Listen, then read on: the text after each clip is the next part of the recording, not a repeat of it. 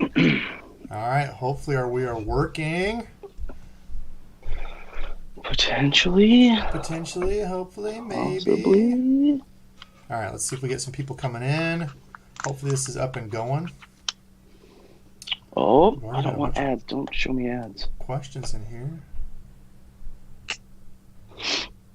So we are still. Oh, somebody successfully connected.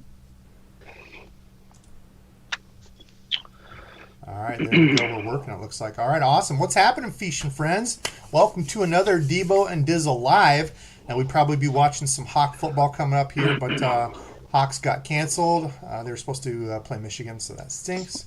Hawks played today basketball, took an L to number one Gonzaga, so that stinks too, but you can't be too mad at losing to a number one team. Got to learn to play defense, hit your threes, and get some offensive boards. But we are here to talk finesse jigs. I'm excited. Randizzle, you kind of got me into the whole the finesse jig game. So why don't you start us off and tell me, how did you get into finesse jigs and how did you find them as one of your confidence baits? Yeah, I mean, it's realistically for me anyway. It's always been something that is, it's like my security blanket. I remember when I first started, And I you had no carried a idea what I blanket was around doing with everywhere it, we and I fished. was, Yeah, that was embarrassing. yeah, oh yeah. I mean, I cut it down so it wasn't a full-size blanket. Come And I on, had to give me some take all your credit. fish off. Stop it. So I used to chuck it out there far, and I remember catching my first fish on it, and I was like, okay, this is kind of Texas riggy. But then I talked about it last time we went live. Texas rigs take a long time to retie and the weights and the pins and the whole nine. So somehow I got a jig. I don't remember how I got it, and I just threw it out there. And this was kind of at the beginning of when I started using bait casters as well. Mm-hmm. Um, I wasn't that good at casting a bait caster, and I could just do a little pitch, keep my thumb on the spool, make sure it's not birds' nests and rats' nests and stuff like that. So I just started doing it, and the feel was just something that I caught on to right away. That small little tick, tick, tick, or that watching, really, honestly, one of the big things is watching that line start streaming away without feeling anything was, super, super exciting for me. Yep, and I had that plan to Um, talk about that too, so we'll save that. We'll talk. yeah, for Yep, we'll sure. talk on that more too. But yeah, realistically, it was old Johnny that, kind of got me into it. The old black and blues. They were my go-to for forever, and specifically War Eagles were my go-to. I Yep, just like the we're way going that to they talk were about built, that. and We're going to talk about yeah. colors. I grabbed a few. I'm going to show here, and actually, I'm going to cut out a separate video and do just a finesse video on YouTube too. I know some people don't necessarily like the live thing. You can't get good close-ups and stuff. So I'll Hmm. do. If you can't watch the live or whatever. I guess you'd never know watching this because you'd be watching. But I'm going to do a separate video on that too, in depth. I know Randy will probably be Yeah. doing one too once he gets his channel up. But we're going to kind of go all that. So that's awesome. So it was just kind of a thing you picked up, and you probably ended up catching a bunch of fish on it, right? And then it was like, boom. Like that's usually the thing that clicks. Like Yeah. once you have a day where you catch a Hmm. bunch, it's like, okay, I know what's going on Yep. here. It This is just going it to be. just started happening, and it was just like, oh, I'm just gonna throw this instead. And then once you got comfortable with it, I'm guessing kind of like me throwing it in different places, different scenarios, different Hmm. ways, and you kind of learn what works, what doesn't work, where does it work. Then start experimenting with colors, that kind of stuff. Yeah, and I thought it was a lot easier to cast also. That little pitch move or that flip move, it was much easier than like a roll cast or like, an over the head cast, over the shoulder cast to get it into those little tight spots. Yep, It was just overall easier for me to do it that way. absolutely. So okay, so tonight we're going to kind of go over. We get tons of questions on this, and right now is prime time for a lot of you who still have open water. Water's cooling down up here in Iowa. We've got skim ice, so it's kind of that weird transition time where we can't get out and open water fish, and we don't have safe ice for ice fishing. So it's like, what do? Get on live and talk fishing, right? So I think we'll go over some of the finesse jigs first, because even within finesse jigs, there's kind of a wide variety of finesse jigs. And I know a lot of people just think finesse jig and you think a small jig, right? But so like Randy was saying, kind of what he got me turned on to, ooh, that's bright, I'm sorry, were these War Eagle finesse jigs. So that's been his favorite jig, his go-to. And these are nice because they still have a pretty stout hook.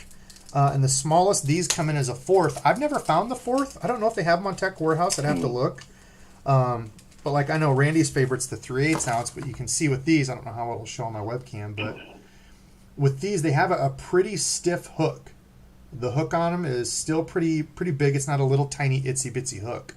Randy, I know that's something that you look for because you fish them on a bait caster, right?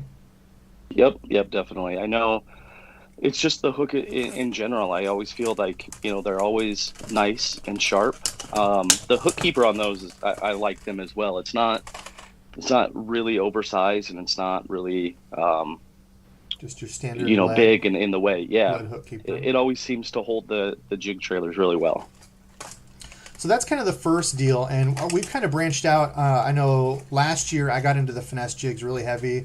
I even had some subscribers send in some Finesse Jigs, and I know I'm going to say it wrong. It was Mr. Bear or Dare? Finaddict is how I always remember you from your YouTube name, but he sent me some sweet black and blue ones. Randy and I used those. Really similar to the War Eagle, so they were really familiar to us, and we liked them. A little bit heavier hook, like 3/8 or a 1/4 ounce. I think he sent me 5/16, which is actually my favorite. But another one we've been testing out, and these are actually pretty cheap on Tackle Warehouse, are these Easy Jigs. They come in a 2-pack, just like the War Eagles. That's something you want to look at because you'll be paying with a lot of companies like $5, $4.50 for one Finesse Jig, and to me that's pretty pricey. I mean, if you find one you like, it's worth it, and if you have confidence in it. But some of these where you can find a 2-pack, especially as a bank angler just starting out, I think it's completely worth saving some money. So like right here, go ahead. I was just gonna say you're gonna lose them. So right. Find the ones that have a good deal, and hopefully they work for you, and then that way you can not feel as bad when you break off. Yeah, you're going to lose jigs. I get that question a lot from people. What am I doing wrong? I snag. If you're fishing riprap with a jig, a shaky head, even a Ned rig, I mean, you're going to lose stuff. You have to accept that and know that you're going to lose some. So, like, this is that easy. It's got goodness gracious, there we go. It's got the wire hook keeper right here that you can see. Got a little wire J hook keeper. Again, a pretty standard wire hook. It's a little less, a little bit thinner wire compared to the War Eagle, but still a decent hook. We fished these on a bait caster. You just don't want to fish too heavy. So you've got a deal like that. And these also have like the little rattle thing on the bottom, the rubber deal. You probably can't see that. I'll show that in the video. But some of them have like the little ring down there where you can stick a rattle in the rubber skirt keeper. So, and kind of the characteristics, I guess, is a good point to bring up with these Finesse jigs. They're going to be just essentially your regular mop jig that's cut down in the back, cut off in the front, and it's going to be usually a shorter shank hook, a little bit smaller, more compact presentation. But I mean, really all the workings are the same as a regular jig. Generally, a ball head is what you'll find. A ball head tends to come through rock a lot easier. And I know a lot of guys who are offshore dragging these off points, that kind of stuff. That's really where you're going to get the best out of these. The ball head has come through that rocky stuff. And Randy, I know you like to actually trim yours up. Yeah, so I actually have one here. This is actually still tied on my rod. It's not trimmed up, but this is what my jig is looking like. So this is just a, let's see here. This is just a War Eagle, I believe, with a Strike King trailer on there. And what I'll do is I'll take this, and if they're being a little bit more finicky, I'll take it and maybe trim the skirt up. So like right here, that's like almost in line with the point of the hook. So you can see the whole thing? Okay, yeah, perfect. Yeah. It's like almost within the point of the hook is where or the back of the barb. Yeah, and just take it and like I was cutting some hair, put it between my fingers and cut it all off. And sometimes I found when I've done that, I usually hold the jig in my hand. And so it won't be a straight cut. It'll be a little bit of an angled cut. So the skirt it doesn't look perfect, like it's unnatural. These things shouldn't look as if they were, shot out of a press the exact same time after time. They should have a little deformity here and there to them. So I've always thought that was a little bit better too, to maybe have a couple of longer stragglers or, a little bit jagged or, something like that as well. Yep. Before we go through, let's just see, did you see any good questions or anything? I've seen a lot of people saying hi. Thank you so much. We've got 216 people in here. Make sure you hit that thumbs up down there. I appreciate you all. We already have people watching. So honored that we have this many people waiting to hang out with us live. Let's see. Doug Stubbs. Is that the same Doug Stubbs that sent me the package that I cried? Doug, you probably know if it's you, but he said, DEBO'S fishing your mom's basement looks good tonight. That was the running joke. If you didn't see me I was on Alex Rudd's channel last night. Super great guy. If you guys haven't subscribed to him, go subscribe. Good cat, but the running joke was I had some people on my last live stream ask if I was in my mom's basement. The answer is no. I think we would drive each other crazy if I had to live with my mom. This is my basement. It's actually this half of the basement is the girls' playroom, and then my man cave stuff is over there, but my computer and my little office happens to be on the front half of this. So you've got my mom's basement in the back. Let's see. Parabellum RT says, still trying to figure out the jig game. This should help. We'll talk about, hopefully touch on a lot of this, when, where, how, as we go on. So hopefully we can help you out, sir.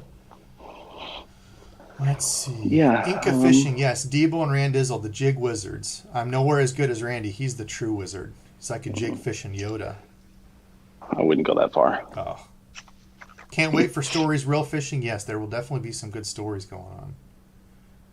Let's see. Mike Zatoli said, I got owned by the cold and the skunk today. Finally kicked with a Debo dink toward the end. Hey, man, sometimes the Debo dink is all you need to give you a little clue and get you on some more fish. But okay, let's go over a few more. I'll come back to some questions here. But as we go through, another one that I picked up that I did get to use just a little bit before we started to get some ice was these Jewel Finesse Jigs. And this is in a 5/16. So my personal favorite weight that I've used is the 5/16 ounce jig. And when you're fishing around rock and riprap, the lighter you go, the less likely you are to get hung up and snagged. However, it's going to depend on if you've got current, if it's windy. Randy and I were out the other day where it was really windy. I was trying to throw a little 1/4 ounce jig and it just wasn't working. You had to go up.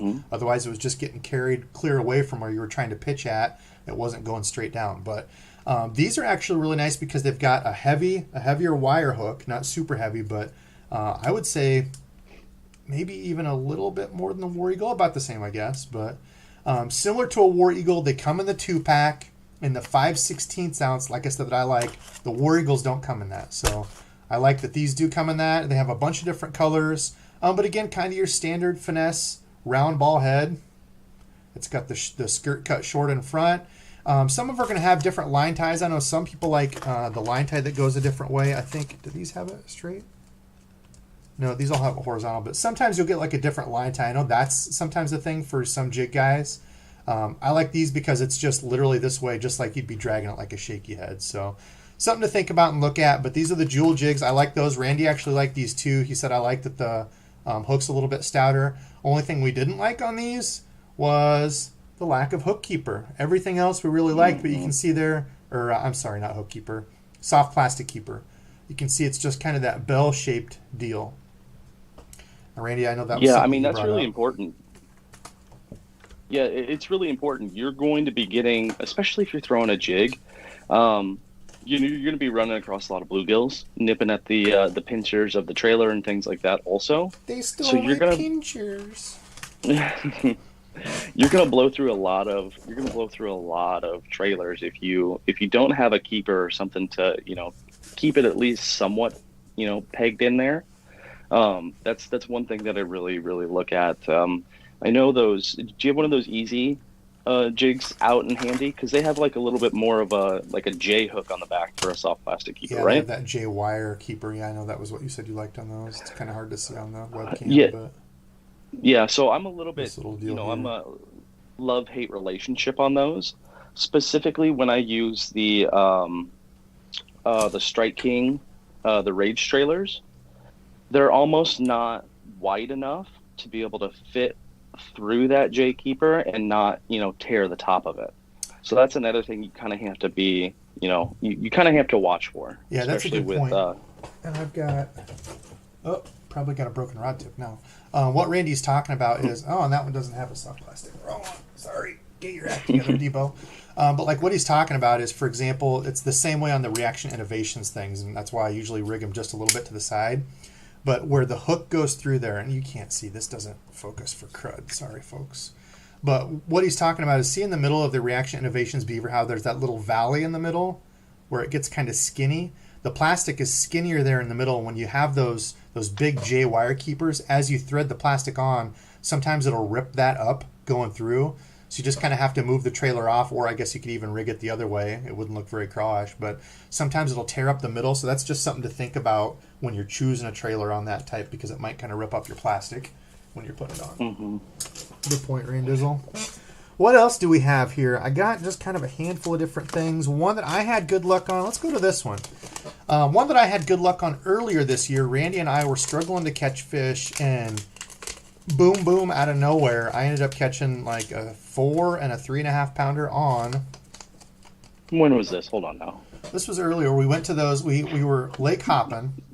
It was when we were next to that. Mm-hmm. We were actually on a point, and there was a party of people on this point being extremely loud and obnoxious.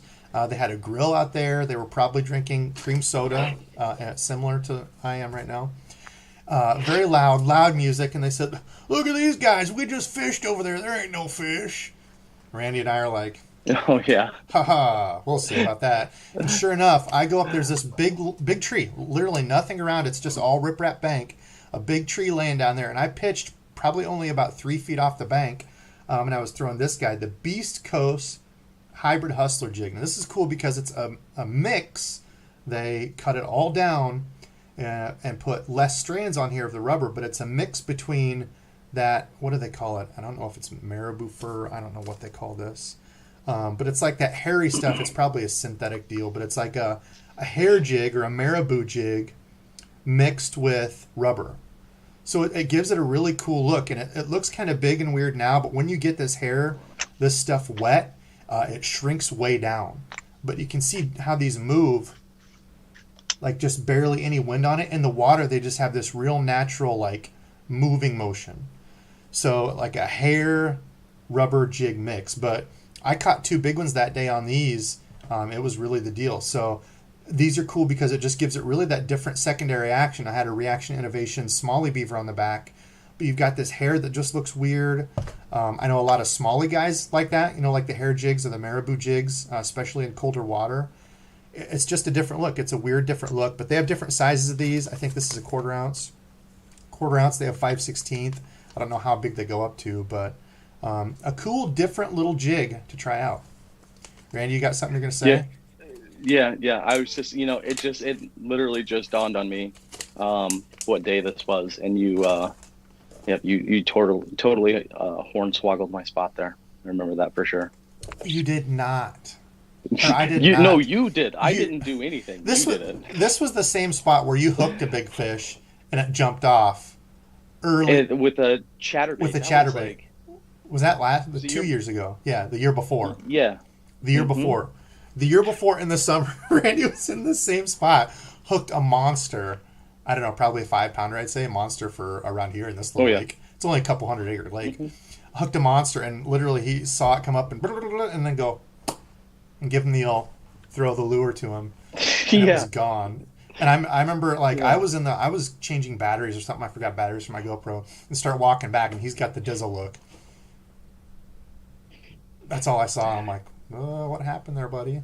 What you didn't see is me wiping away the tears of a big fish getting off.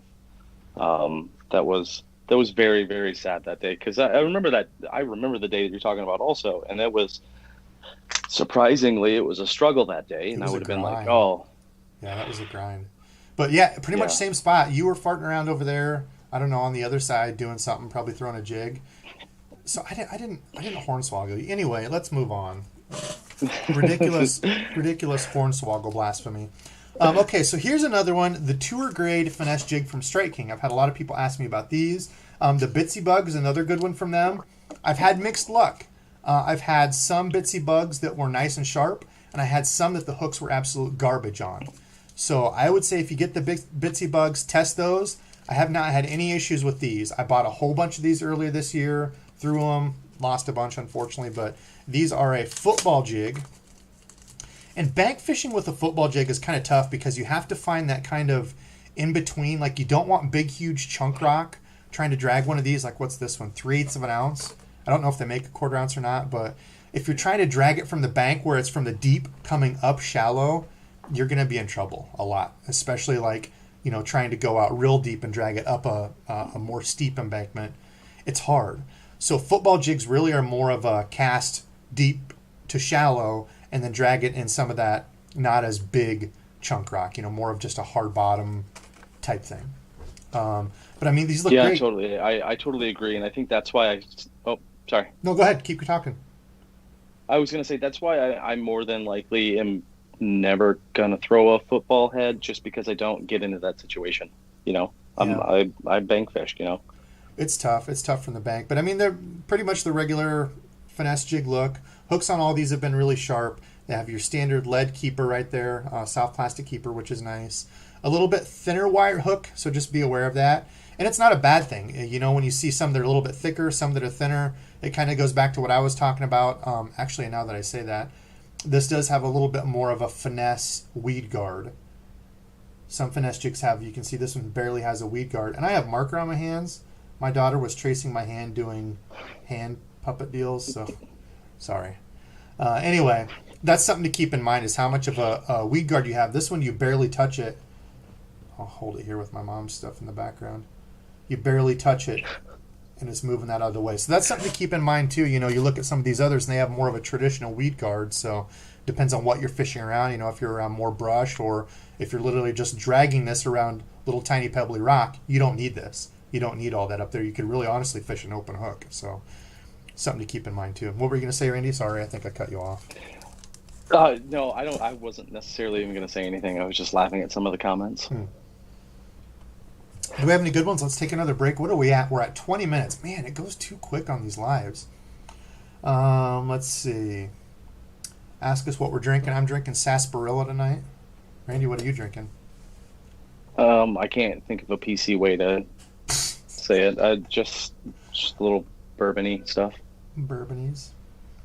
Let's see. Chatterbait Dave said, I like the Beast Coast Finesse Jigs. He turned me on to DEBO. Yep. For a second there, I thought he said he was turned on by me. I get that a lot, so I wouldn't be surprised.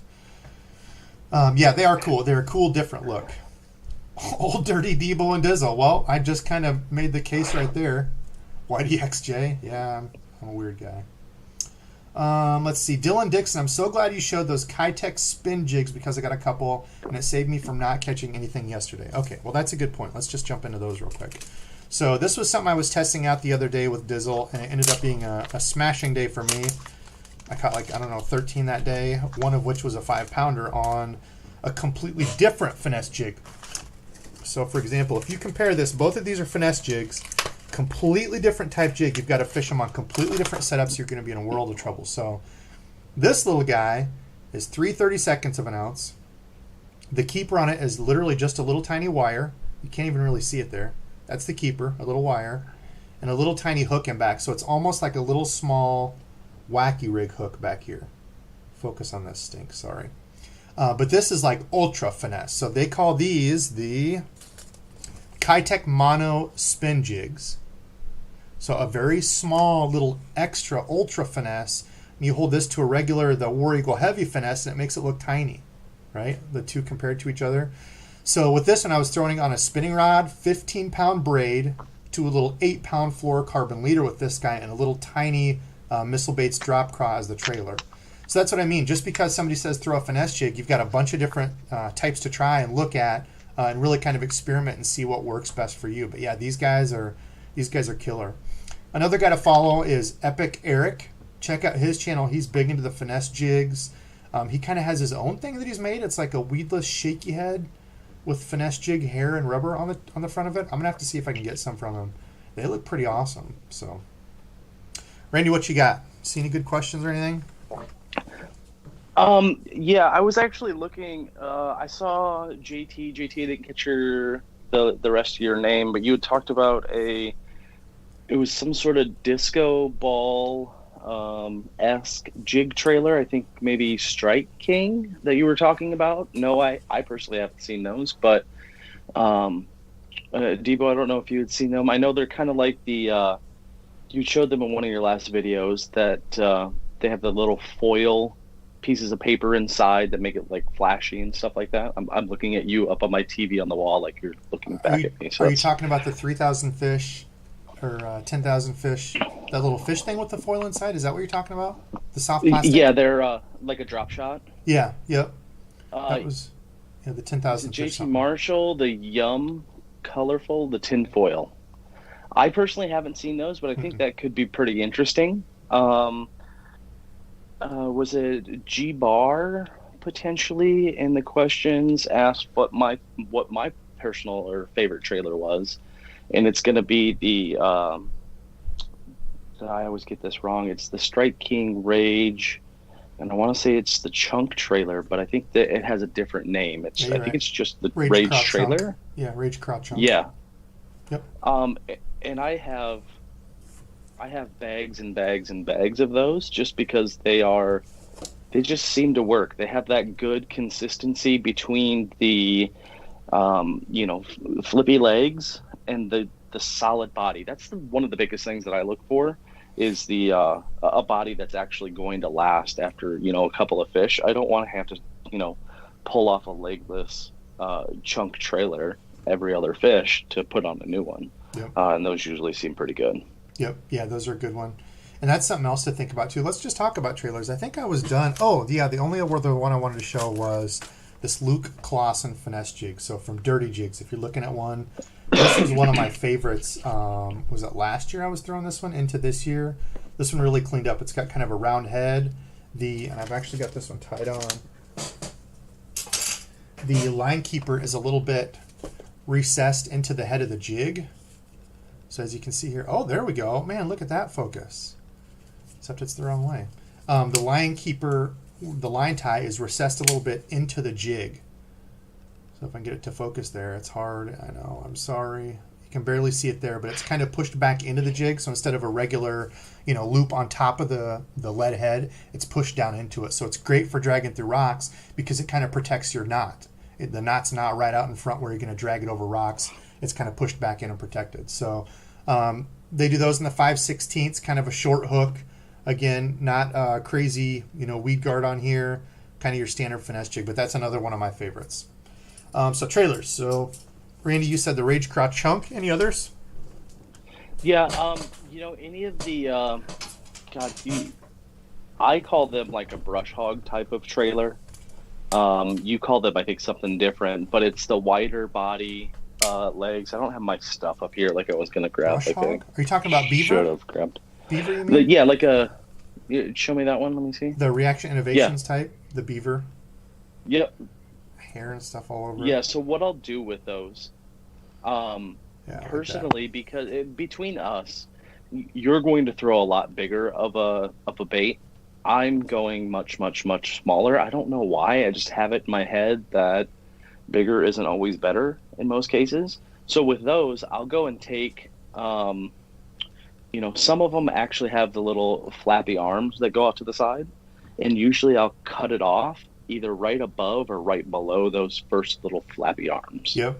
Yeah. But I use those a lot also because they have a good solid, like a thicker body that they usually stay on the soft plastic keeper better. Yeah, that's a good point. A lot of them you still might have to cut down just a little bit when you're trying to pair something with a finesse jig because the hook shank is so short here. Mm-hmm. It's a lot shorter, so you might be able to use these are the Reaction Innovations Smalley beavers actually that you got me turned on to.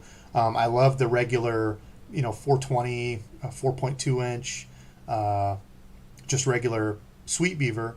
I honestly didn't know they made the Smalley beavers for the long time, and I'm a huge fan of Reaction Innovation, so I feel like a dummy, but you turned me on to those. They're just a little 3.5 inch beaver style bait. There's a ton of these on the market. Find one that you like. If you look for deals, a lot of them are pretty similar, but the big key with these is, as opposed to like the Rage Craw and the Strike King, instead of having legs that flap and have a lot of movement, as that water gets colder, you're going to be dragging a jig, very slowly hopping it. You don't want something with a bunch of crazy kick and action.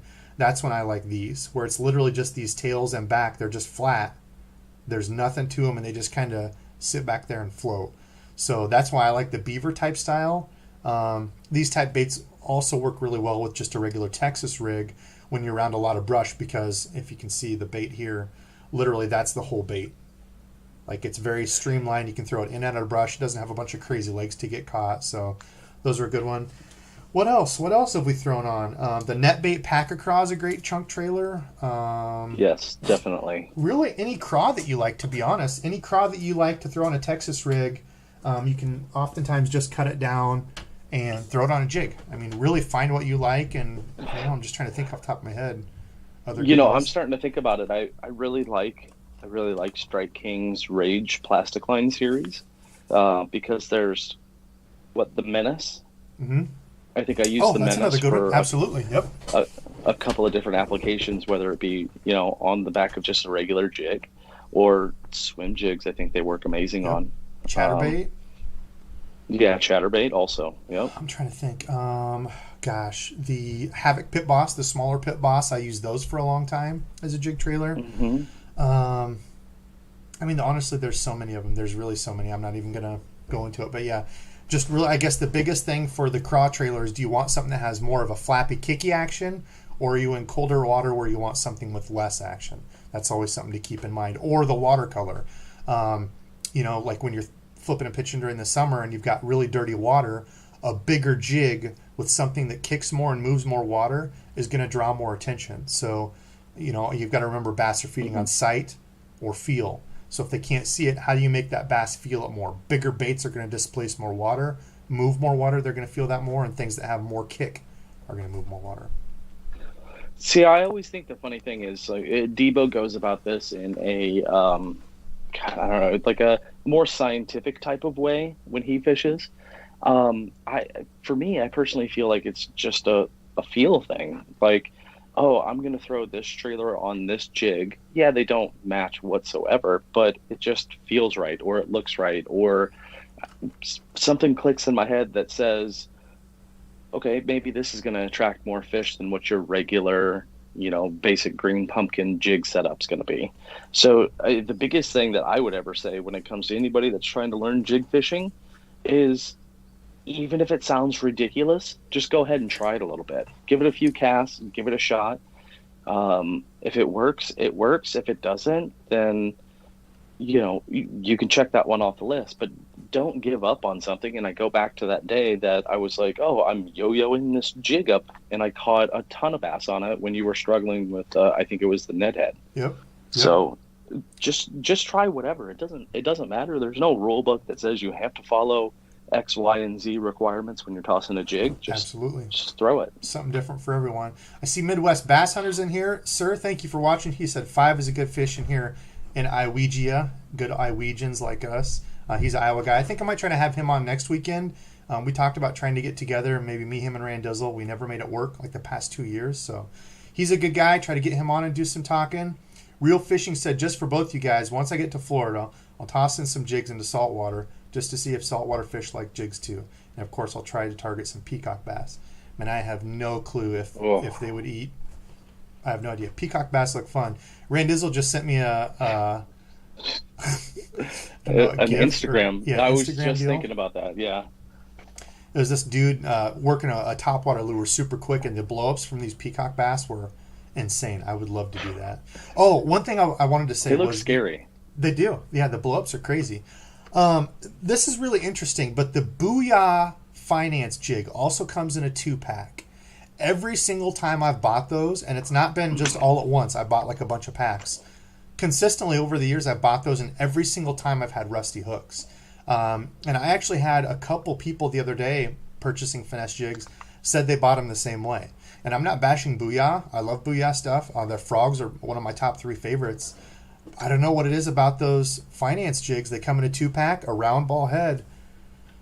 I've had horrible luck with them. So I don't know. Comment and let me know if you guys have had that luck. It's crazy, but that was one thing I wanted to bring up. I've not had good luck with them. Let's see. What other things I can't scroll back through the questions. There was one from, I think it was Carrie. I think I saw the name. It was just recently. I'm way behind, so. Oh, yeah. Okay. We'll catch up to that then. Dino was here. He knows exactly what I was drinking. A little bit of the goose. Yeah. Let's see what else. Okay, well, let's move on. So let's talk combos real quick. So as far as like a baitcaster combo, I'll show you what I use this year and then the one that I just got that I'm excited to try. But you have to remember to match the rod, the reel, and the line together. So with a smaller jig, you've got to pair it with the combo that's going to throw it. So you want to try to use a reel that's going to throw lighter lures better. You don't necessarily have to have a special reel for it. I've used my Fuego to throw these, regular Luz LFS. But what's going to really help is when you get the right rod with the right line. So I personally like 15-pound fluorocarbon. There's a number of them out there. Cigar, Red Label's a great one. I've been using the P-Line Tactical this year, has worked well. But a 15-pound fluorocarbon is what I prefer. If you like a braid or something, you could go with like a 20-pound braid. It's going to be a smaller diameter, but obviously it's visible to the fish. So 15-pound braid, 15-pound braid, 15-pound fluorocarbon. You could go braid to a leader if you want to do that. I'm not big on that on my casting, but that braid will definitely give you a lot more sensitivity, whereas the fluorocarbon leader is going to give you that invisibility. And if you're only pitching with it, you can keep your fluorocarbon leader just shy of the tip, so it doesn't actually even go into any of your guides. So that's a choice too. But the rod I use this year, and it's going to be upside down. There's a wall here, so, and I can't even show you the specs. I don't know if it's going to focus, but this is a 7-foot, medium heavy, moderate fast action. So it's a little bit softer tip, so I can load that lighter, smaller jig. The important part is it's rated for lures 3/16 to 5/8 of an ounce. So you want a casting rod that's going to be, and a lot of these you'll kind of find some of the medium powers might fit you a little bit better, but this just happens to be a medium heavy with a little bit softer tip that allows you to throw those smaller lures. So that's really what I look for. The reel, actually, you're going to see this in a video coming up soon in an unboxing and kind of review, but that's the SLX MGL. MGLs are great at throwing the lighter stuff. But that's what I've been using. Randy, what do you use? So what it was this year when I unfortunately broke an eye on one of my go-to jig rod. Me. So Karma. Yep, Karma. Weird, weird. Anyway, so I've been I don't know what it is, but the Abu Garcias just feel right when it comes to jig fishing for me. I don't know no idea. But this is a 7-foot medium heavy, 1/4 ounce to 1 ounce lure. Unlike DEBO, I actually fish a 20-pound fluorocarbon on here. But you're usually throwing a 3/8 I don't know what ounce it jig, is though. or why I do it, but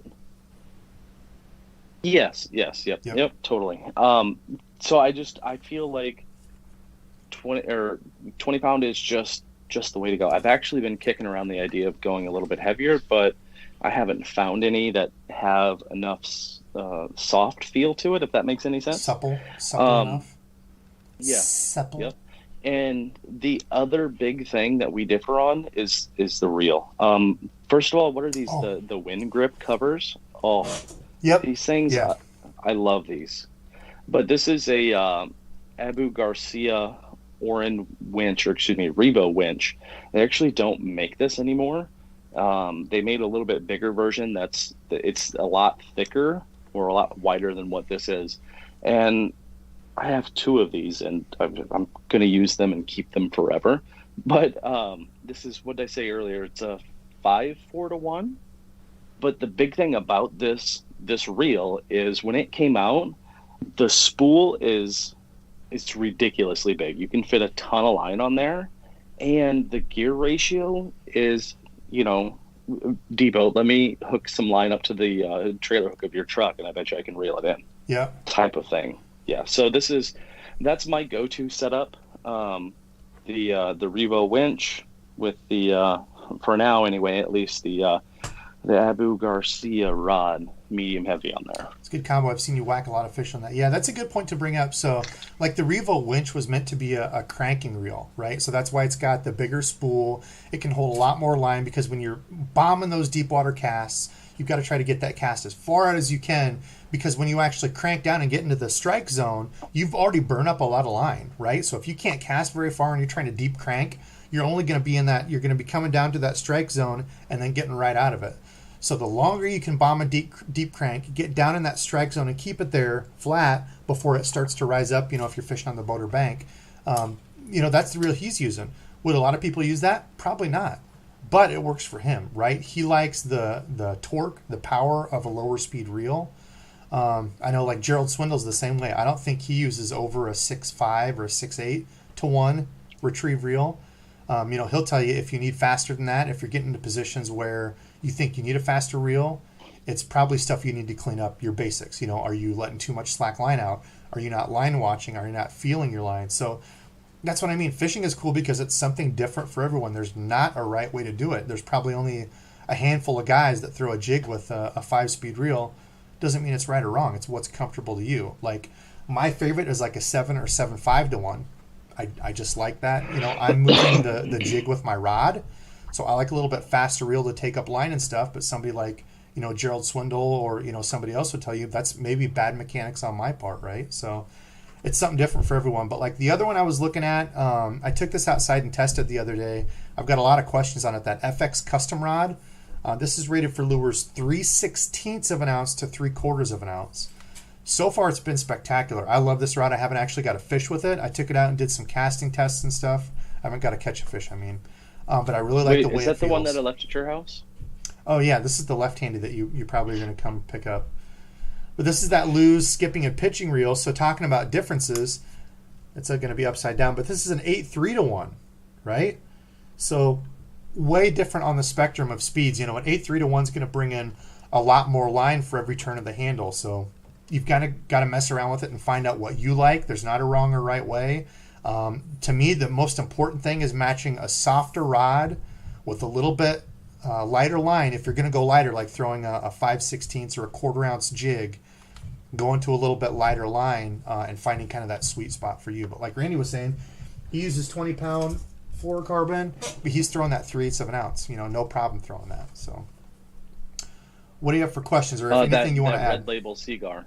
Yep, Red Label. Just the Red Label cigar. I thought that's the, you know, it's an amazing, you know, and obviously we don't get anything from them, but I just feel like it has the good combination of the good resistance for, you know, nicks and ticks and things like that, but it's also soft enough where, because I've thrown some 15-pound fluorocarbon that literally feels like there's like steel cable coming out of the end of my spool, you know, where it's no good whatsoever. Yeah, you're absolutely right. But you also don't want that. God, it's just hard to describe. You want something that just feels right. Just get out there and you know, unfortunately, you got to try a bunch of different lines until you find the one that is, you know, honestly the one for you. No, I know exactly what you're saying. I use the Berkeley Vanish. I think it says it's a fluorocarbon. I honestly don't know. I don't have any more packs of it. But I used it a couple times, and the suppleness of it, casting it is a breeze. Like, you tie it on, you're like, man, this stuff is money. The abrasion resistance of breaking sucked, in my experience. And I'm not talking bad about them. I like Berkeley stuff.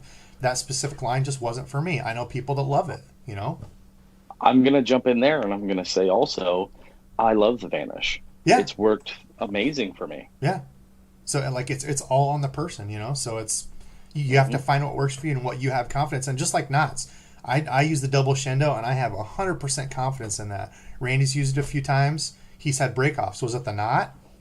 Was it abrasion? Did he tie it wrong? You know, there's a bunch of different factors that go into it. He just doesn't have confidence in it. He's 100% Palomar knot on all of his finesse jigs. So, gotta find what works for you. We can agree to disagree.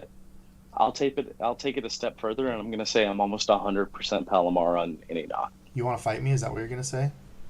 Yeah, I'm on my way right now. 12 o'clock by the bike rack? No, I'm not. I'm still sitting here. It's on. Yeah. Okay. I got a good question here. Mike Zatoli said swim jigs. Oh, he was actually answering the one I saw. Darn it.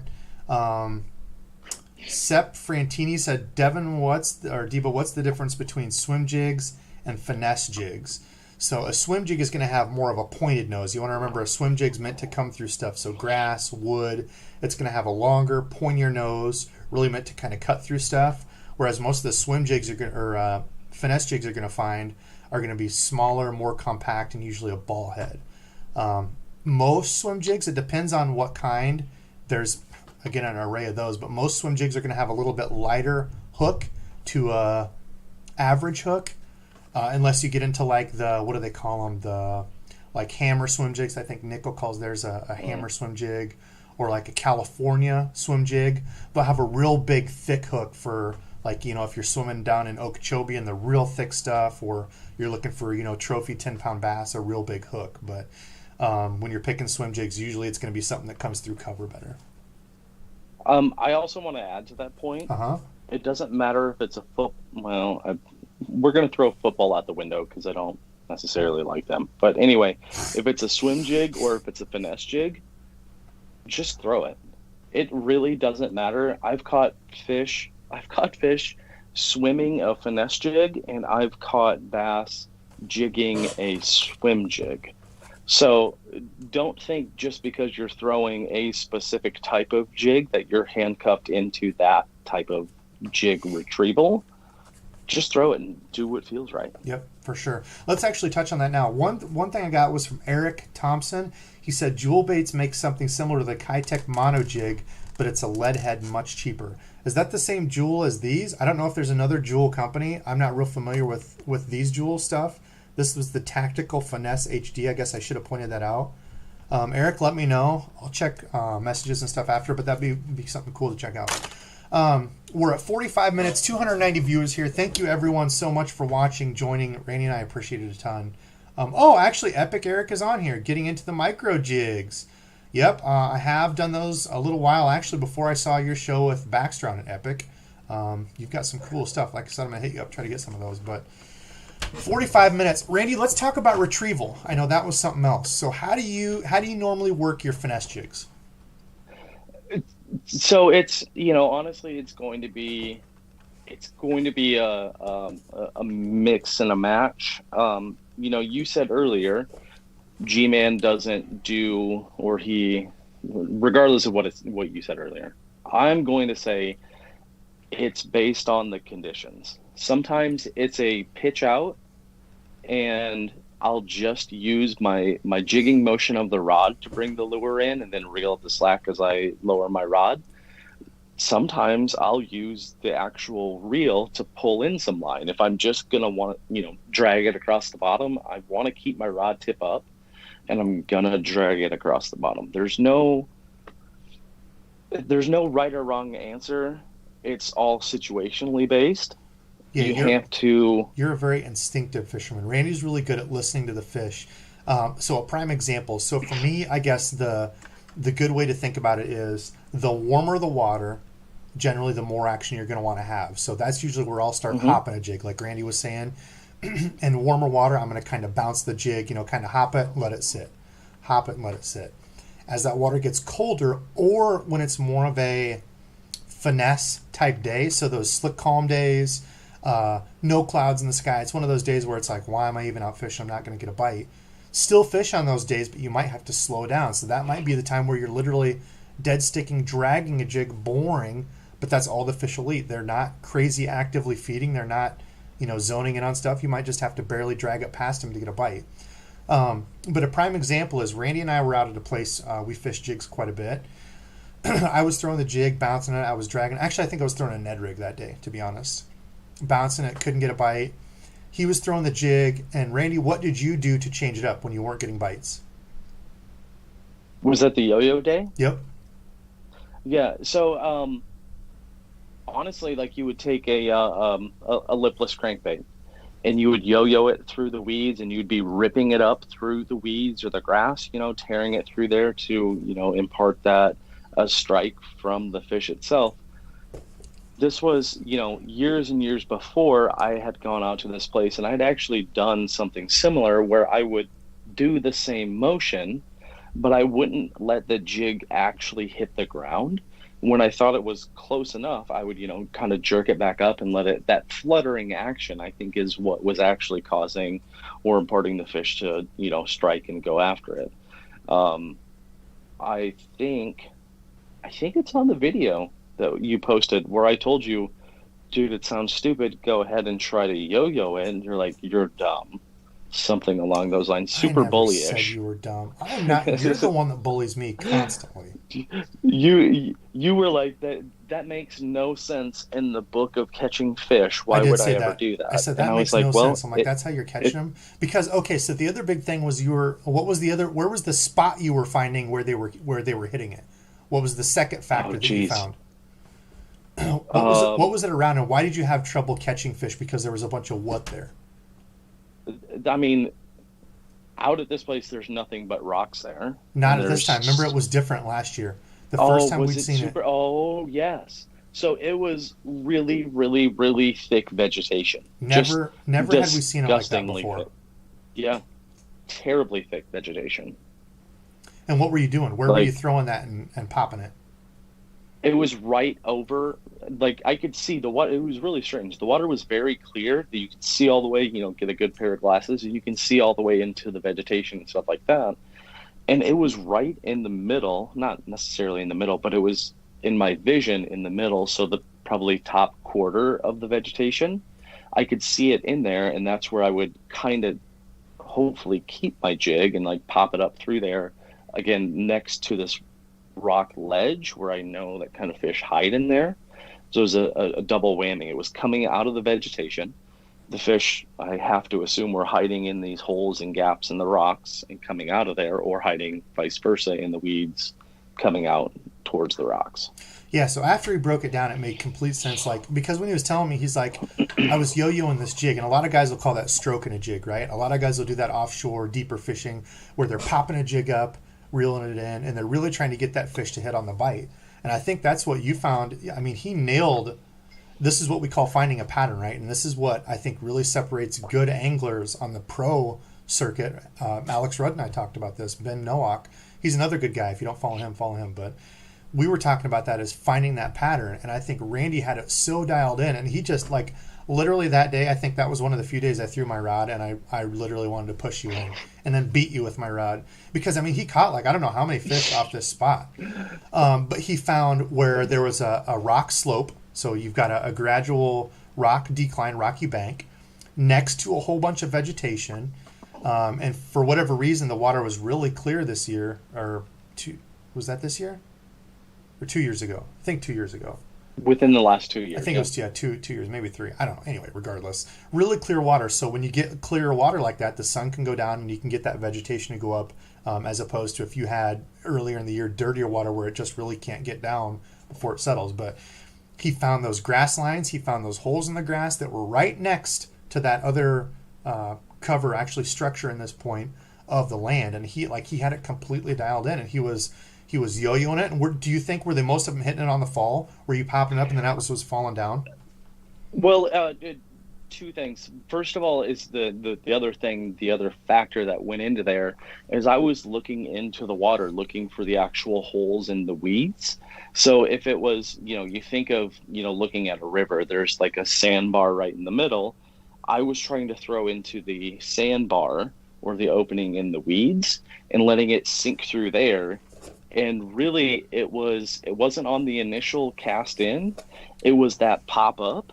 And on the second flutter fall down, like, the actual movement of what a crawfish would be doing, I think was usually when I was catching the fish. So were you doing a two pop, second, pop, third. pop, and then letting it fall? It was a variant. It was, it was any from casted into and hitting that hole. Honestly, I talked earlier about how much I'm better at casting a jig with a bait caster, but I throw a lot of errant casts. So sometimes it was a pop, pop, pop, pop, pop. It was like 4 or 5 to get it out of the bad stuff into that sweet spot.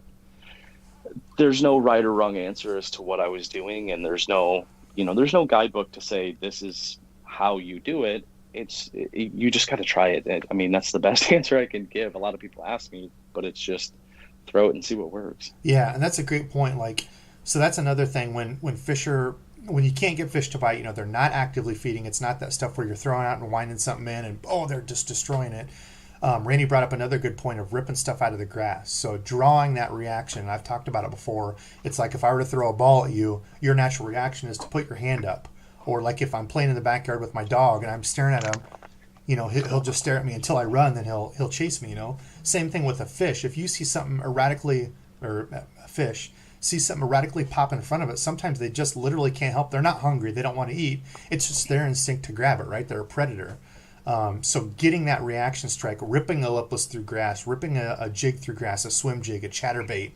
You hear, about the guys on tour talking about that. I was ripping it through grass. So, I mean, Randy just had him dialed in that day, and that was one of the few days I felt like I didn't know how to fish, and I wanted to slash all of his tires and leave him stranded out there. It was really nice to have somebody else feel that way with fishing with you, Debo. All right, what else do we have in questions? We've got about 6 minutes till the hour. Let's see. I am way behind on comments, so I'm trying to catch up. Okay, Sam Bloomer says, at what point will we see the DEBO'S and DIZ Going out fly fishing. Never, Sam. I'm sorry. I don't think that's ever going to happen. I tried it once, and it was Hey, awful. speak for yourself, buddy. You got a Speak for fly rod? You're yourself. going to be fly fishing? No, oh, I don't have a fly rod, but you know, when I was brought up fishing, you know, my dad took me out, and this was in northeast Iowa, up near the Minnesota border. You know, he had a couple of rods. He had a spinning rod and two or three fly rods. The funny thing is he knew that he could throw his spinning rod and catch the fish, but he also knew that he didn't want to give me the easy ticket to just kind of figure out.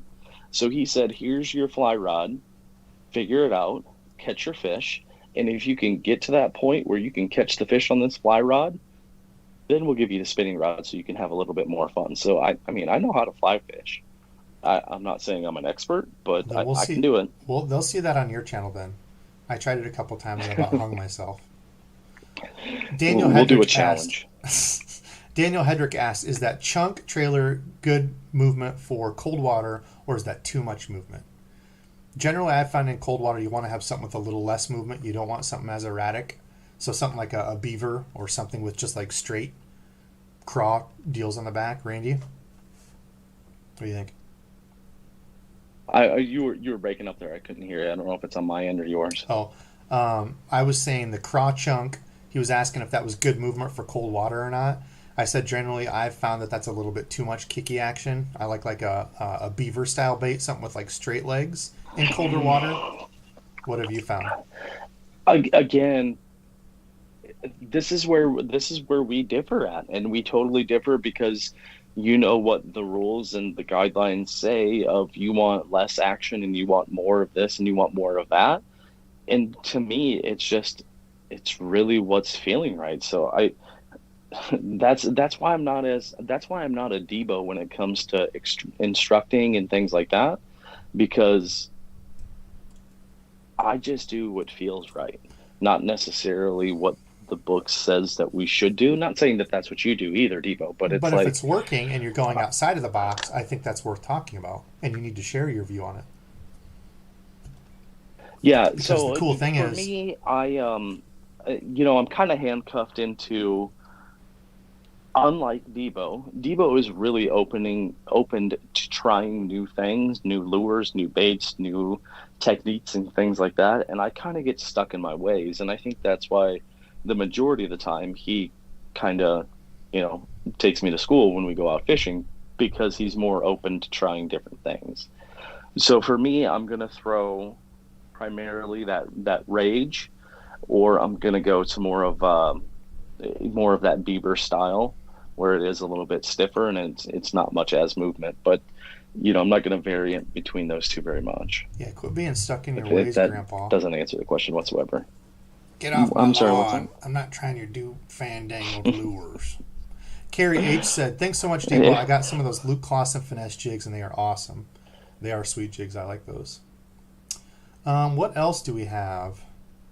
Randy, do you see any questions you want to go through? I'm just trying to go through. We also had some questions on. I should probably do that because I asked people. Go ahead. Ocean State Angling. I don't know if the chat froze or if it's still going, but it says bass don't read the books. That's right, 100%. There's not a right or wrong way to do it. And oftentimes, if you have a way figured out and you go out and you think that's going to work and it doesn't, then what do? Right? You've got to figure out something different. So let's see. Kason McMullen asked in my post, when do you decide to go from a jig to a finesse jig? To follow that up, what trailers would you use on a finesse jig? So we talked about trailers. So when I think like a bigger mop jig, like just a flipping and pitching jig, I'm thinking times where they're going to want a big meal, where they're a little bit more active. I guess even on the flip side, times where they're not that active and they don't want something moving, they just want a big, slow meal, right?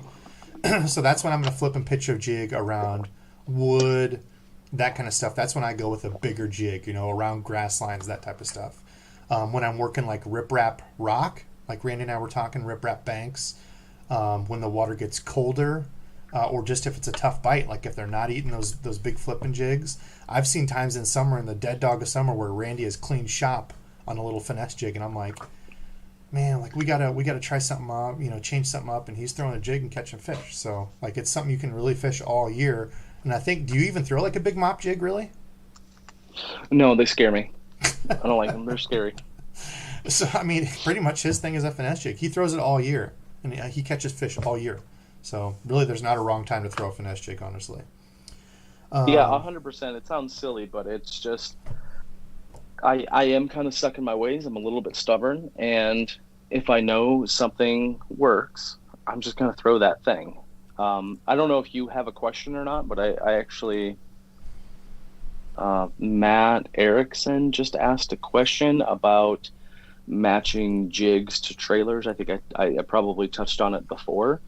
I am not a stickler when it comes to that. If I'm throwing a green pumpkin jig, I'll throw on a black and blue trailer, or if I'm throwing a black and blue jig, I'll throw on whatever trailer. Sometimes I feel like that thing that sticks out, or that thing that's a little bit different, kind of doesn't fit that cookie cutter mold, is going to draw those fish in a little bit more. Yeah, that's a good point. We didn't even go over colors. I'll have to throw that in a video or something. But yeah, like there was that day you were throwing, was it a white trailer or was it a white jig with a green pumpkin trailer? And catching fish, like totally dumb looking. I'm like, what are you even doing? And he was catching fish, man. and I couldn't catch anything, and I wanted to break my rod in half. That was so old Johnny. We had met out, and he had bought somewhere a white jig head with a white jig skirt, that was and a threw on day. a white jig trailer. But yeah, that's what led me to the next. Yep. And then he was dipping the craws in like red, right? A red. Yeah. I forgot all about that. I was like, where do you buy a red or a white jig head with a white jig trailer? So I went out and bought some white skirts. I pulled the skirts off some other jigs, and I put the new skirts on, and then I put a white plastic trailer on there, and then dipped the legs, and I was catching fish. And I was like, there's no way that this is real. What does this even look like that these fish want to eat, But hey, it was different. It was out of the norm, and I think that's where it falls in that category of something they've never seen. Everybody's throwing a green pumpkin Cinco or a black and blue jig, right?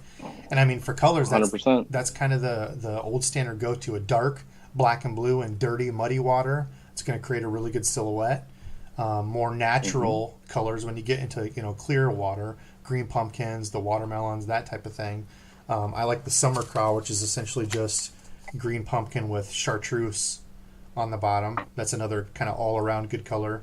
But yeah, he was throwing white and catching fish. Or I don't know if they'd never seen it or if they were just confused. I don't know, but he caught them. I remember at one point in time I looked over at you and I said, hey, what color should I dip these white legs into? And I think you just dropped your head in disgust and kind of walked away. But hey, like I said, I'm willing to try anything, and I don't know if it's going to catch fish until I try. And anything when it comes to a jig, top water jigs, swimming jigs, bottom jigs. Right. Okay, let's see. Wrigley Skidmore asked, what is the preferred sequence of retrieves you guys use? Do you start off by bottom hopping a bit quicker, then slowing down, and then finally dragging it? Do you try to leave it in place, impart action? Thanks.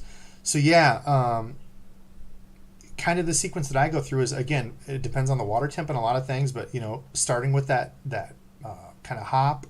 If they're not eating that, trying to drag.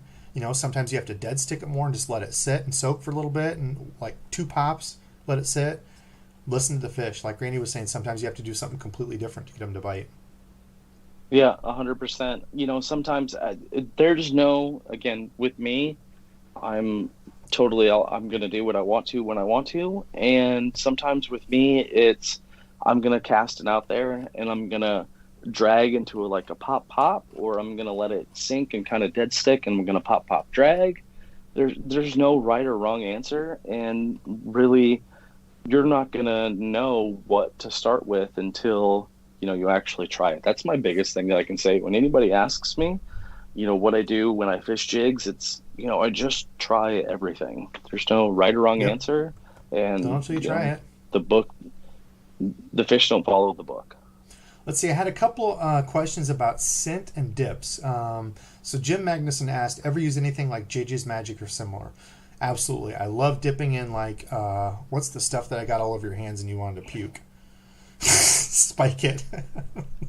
I spilled Spike It on Randy once, and he looked like the Hulk. He had the hands of the Hulk, green chartreuse hands, and he stunk. And Randy gets into this thing where he can't take certain smells, or he starts to gag, like when he sprays himself with bug spray.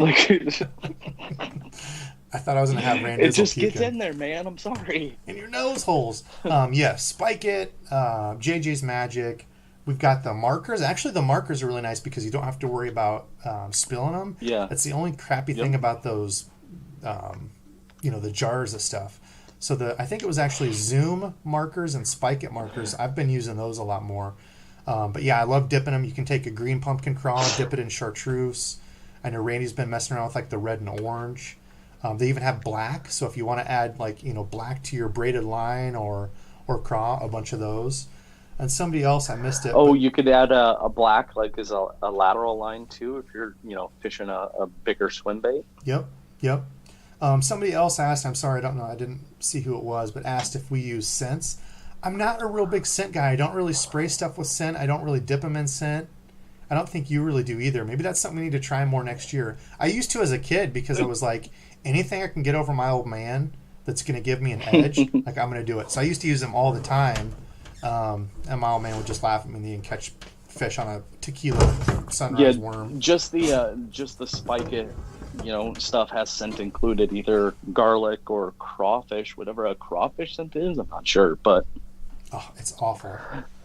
So okay, quick story. So here in Iowa, we have this deal called Cajun Fest, where these guys actually come up from, or we used to, guys would come up from Louisiana. It's completely Cajun, Louisiana. Super fun time. I work at it. I don't know, like 3 summers in a row when I was in high school. But anyway, I worked the kitchen every year. There was different, there was like the carnival ride stuff. There was different ticket stuff. They had craft stuff. But anyway, I worked in the kitchen. Super fun because all the dudes were legit Louisiana guys. Like I remember when I first got to my station, the dude was like, "Why do y'all love the Louisiana food?" Real thick accent. And I'm like, "I don't know. Why?" He's like, "'Cause it's damn hot, boy." And I'm like, this guy's probably going to beat me up. Anyway, the story is I was put in charge of deheading and deveining shrimp. So they had legit Louisiana shrimp there. So I had to pull the heads, slice them, devein them. And it was one of the worst things ever because they put me out in the sun to do it, like as a joke. So I was throwing these old craw heads and these old craw poop chute veins in this bucket out in the sun, and like literally after not much time at all, because like it was a huge thing of stuff I had to go through and process. We had to get there early and do it. The smell was horrible. That's really the point of this story that I was going to. The smell of like crawfish, shrimp, once they get that smell, like it's awful. Like if you smell Berkeley power bait stuff, to me, like that's the smell of dead crawdad. Like you just know that smell. Anyway, funny story from behind the scenes of Debo.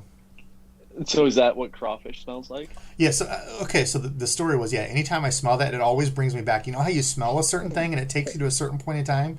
Anytime I smell like power bait or those really stinky like craw sprays or gels, it always takes me to those Cajun guys picking on me and bullying me, making me dehead and devein shrimp in the sun. Scarred. Jeez. I did see one that popped up, Pac-Man. The majority of ponds have ice on them. I don't know. I haven't put on the old knee-high boots and walked out there just to be safe to see what the ice looks like. But I haven't heard of anybody out ice fishing yet. The temperatures are ridiculous. I think today it got up in the mid-40s. So I don't know too much about that. Waylander D said, "I use coffee scent during the summer. I see a small uptick in bites, but when I use heavier fishy garlic scents during the winter on dead lying baits, so like dead sticking a bait, just letting it sit there, I get way more bites." That's interesting. There's not like, I don't think a great way to test scents on stuff versus not scent, because I think so much of it is where are you throwing that lure, how are you working it. It's hard to test. That is something I'd like to test more though.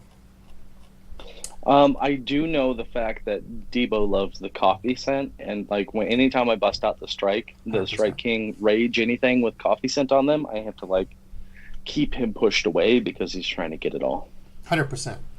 I could just sit and like what Sharpie, those big Sharpie It does. markers, huffing markers. I would huff Yeah, the Strike King coffee scent all day. What it else? What else smells do we have? delicious. Anything else? Why do you laugh at a white trailer? Jason Emmerich says, "Why do you laugh at a white trailer?" I don't normally laugh at a white trailer. Like if I'm throwing a swim jig, like to mimic shad and stuff, makes complete sense. But Randy had like a finesse 100%. jig, like with a little green pumpkin finesse jig cut way down with this Hmm. obscenely white, bright trailer. Like it's something you would never put together, and it just It looks was a silly. pearl. Yeah, that's why I laughed at it. I mean, I Yeah. don't normally laugh at something like that, like if you're doing a swim jig or whatever, but his combo that day was And comical. realistically, it's nothing that would show up around here at all whatsoever. There's no, you throw a jig, you're trying to mimic a crawdad for the majority of the times, or a crawfish. I don't know as if I've ever seen a white one. So, just the fact that it was 100% white, or had that big white trailer with the white skirt, I laughed at myself. So I had no problem with Debo laughing at me this time. That's right. We laugh at each other. That's what makes us better. I think we're drawing to the end here. The questions are kind of slowing down. Randy, anything you want to do in closing? We're already at an hour 10. I can't believe the way the time goes. We've still got 290 people watching. Thank you all so freaking much for watching and supporting us. In closing, Finesse Jigs work. What do you have to say in closing? Anything? This is probably the 17th or 18th time I've said it. Just do what feels right. Don't listen to the book. The book wasn't written by the fish. Just try it. It's not going to hurt you. Just give it a shot. 100%. Try new stuff. Get out and fish. The most important thing for you new folks out there fishing, I've had a lot of folks asking questions on lures, rods, reels, and I want to try to get into more of that. If my schedule and stuff would allow, I would. But the most important thing is get out and fish. And if you can't fish, try to learn whatever you can. Watch videos from different people. Even if you don't like the person, if they're doing something a certain way or whatever, watch and try to learn. Take different methods, different people, and try it in your area, because some of it might work and some of it might not. But that's it. I think we're getting out of here. No giveaway tonight. I'm so sorry. I just got a whole bunch of packages mailed the other day, $45 in shipping stuff out. I got, I think, 5 packages out. I've still got some lures that we did a couple videos ago to get cleared and done, but probably the next video I'll be caught all up on giveaways, and we will do another one. So if there's something certain you want to see, leave a comment below in the comments. I'm going to turn the stream off, and it'll be out there for people to watch. So that's it from us. Thank you all so very much for watching. And until next time, right, Dizzle? Yep. Until next